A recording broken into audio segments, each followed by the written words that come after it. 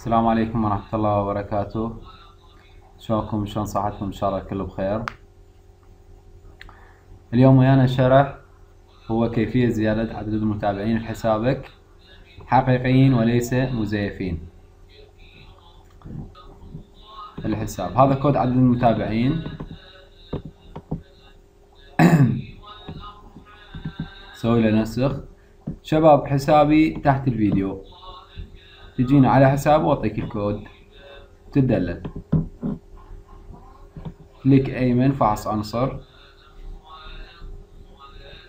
نوت فلسطين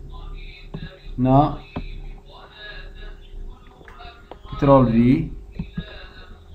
في هنا تعطي انتر. راح نشاهد، راح يودينا الى تخطي. هذا التخطي 3 مرات، كل مرة 5 ثواني تتخطاهم وتدخل.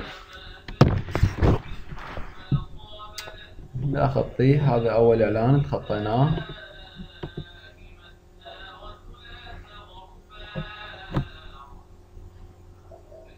وهذا الثاني كذلك.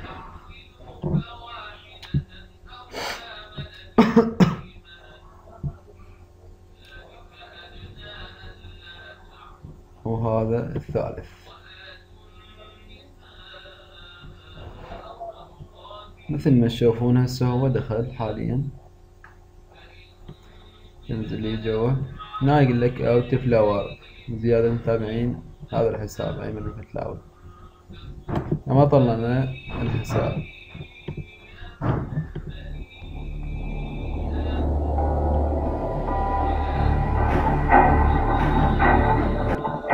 مثل ما تشوفون الحساب هنا 796 شخص متابع للصفحة هذه. أنا راح شو نسوي هسه؟ نزودها. تضغط على يد فلاور، راح نشاهد هنا أشخاص اللي راح يتابعون الصفحة.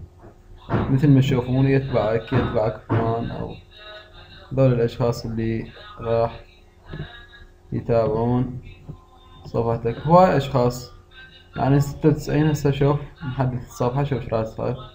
شوف وين كانوا 797 وين هسه 817. كذلك نجي نسوي لها اوت فلاور وكذلك لمن يزيدن عندك المتابعين. هم نحدثها نشاهد. اي مثل ما شفتوا كل 5 دقائق كل ربع ساعة شوف تجي تزود.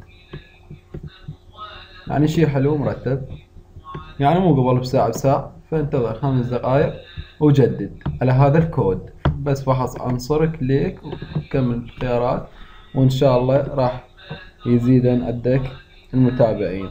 يعني انا من فتحت الحساب من ساعة قبل ساعة تقريبا 2 متابعين كانوا عندي، هسه صاروا 817 يعني خلال ساعتين او شي.